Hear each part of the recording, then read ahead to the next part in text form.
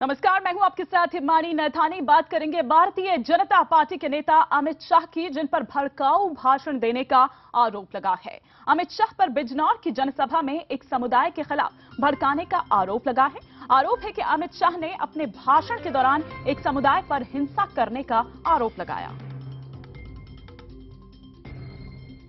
जिन्होंने हमारे समाज का अपमान किया, जिन्होंने हमारे समाज के लोगों की हत्या की, युवकों को मौत के घाट उतार दिया, उन लोगों के साथ बैठकर कभी हमारा सम्मान बढ़ सकता है क्या? बढ़ सकता है? तो अब हाथी जब आपके मोहल्ले में आए तो पूछेंगे हाथी को कि भाई हाथी, हमारे सम्मान का क्या है? अमित शाह पर बिजनौर की सभा में इसके बाद भी बहुत कुछ बोलने का आरोप। शाह पर बीएसपी के बहाने भी एक समुदाय को निशाने पर लेने का आरोप है। अमित शाह ने दलितों का जिक्र कर कहा कि बीएसपी ने दलित प्रेम का दिखावा तो किया, लेकिन ज्यादातर टिकट एक समुदाय विशेष को दिए। अमित शाह ने बीएसपी पर टिकट बेचने का भी आरोप लगाया। अमित शाह के इस बयान पर भी विवाद होना तय है। मैं पूछना चाहता हूं कि दलित उद्धार की बात करने वाली बहन मायावती क्यों एक भी टिकट ज्यादा नहीं दे पाई? जितनी रिजर्व सीट है उतने ही टिकट दिए, बाकी सब टिकट दिल्ली के बाजार में बेच दिए बहन मायावती। और एक वर्ग विशेष का वोट पाने के लिए जो आपकी प्रताड़ना करता है, अपनी बहन बेटियों की अवहेलना करता है, उनकी आंखों पर हाथ डालता है, वो वर्ग विशेष को 19 टिकट दे दिए, दलितों से भी ज्यादा टिकट दे दिए। बिजनौर की सभा में अमित शाह ने विवादित बयान की झड़ी लगा दी। उत्तर प्रदेश के चुनाव प्रभारी और नरेंद्र मोदी के करीबी अमित शाह पर अखिलेश सरकार को धमकी देने का भी आरोप लगा है। आरोप है कि अमित शाह ने यहां कहा कि मोदी की सरकार बनी तो यूपी सरकार खुद ही गिर जाएगी। अगर आप एक मत भारतीय जनता पार्टी को देते हैं तो नरेंद्र मोदी तो प्रधानमंत्री बनेंगे ना? जरा जोर से बोले, बनेंगे या नहीं बनेंगे? सिर्फ नरेंद्र मोदी प्रधानमंत्री नहीं बनेंगे, एक वोट भारतीय जनता पार्टी को दोगे और मोदी जी प्रधानमंत्री बनाओगे तो दूसरे ही समझना मुलायम की सरकार अपने आप गिर जाएगी।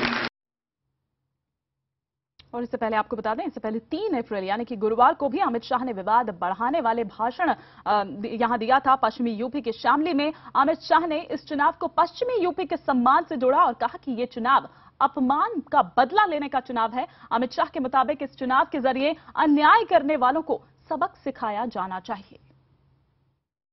उत्तर प्रदेश में और विशेषकर पश्चिमी उत्तर प्रदेश में ये चुनाव सम्मान का चुनाव है, अपमान के बदले का चुनाव है और जिन्होंने अन्याय किया है उसको सबक सिखाने का चुनाव है।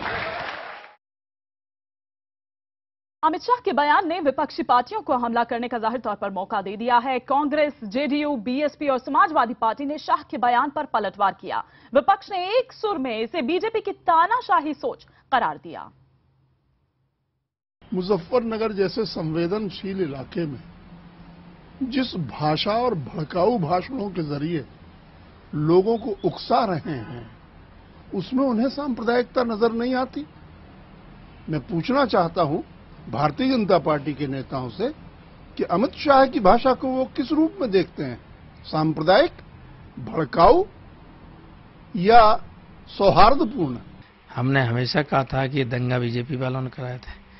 ये दंगा सांप्रदायिक ध्रुवीकरण, सांप्रदायिक के आधार पर, धर्म के आधार पर ध्रुवीकरण कराने के लिए बीजेपी के द्वारा कराया गया था। मेरी इस बात, अमित शाह के इस बयान से इस बात की भी पुष्टि होती है कि दंगे में ही इंटरेस्टेड हैं, पोलराइजेशन में इंटरेस्टेड हैं और इनके पास न कोई नीति है और न कोई इस तरह की बात है जो जनता के सामने रख सकें। लोकतंत्र में अपमान का बदला अपमान जैसे शब्द घृणात्मक शब्द हैं। सिर्फ लोकतंत्र में वोट के जरिए बदलाव की बात लोकतांत्रिक बात है। श्री अमित शाह तानाशाहों की भाषा बोल रहे हैं और उत्तर प्रदेश के अल्पसंख्यक मतदाताओं को डरा रहे हैं।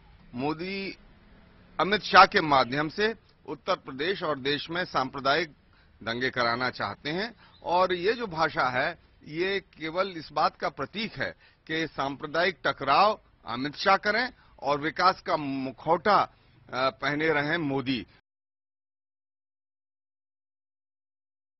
और इधर अमित शाह के बयान पर विवाद शुरू हो चुका है। विपक्षी पार्टियां कुछ भी कहें, लेकिन बीजेपी फिलहाल अमित शाह के बचाव में उतर आई हैं।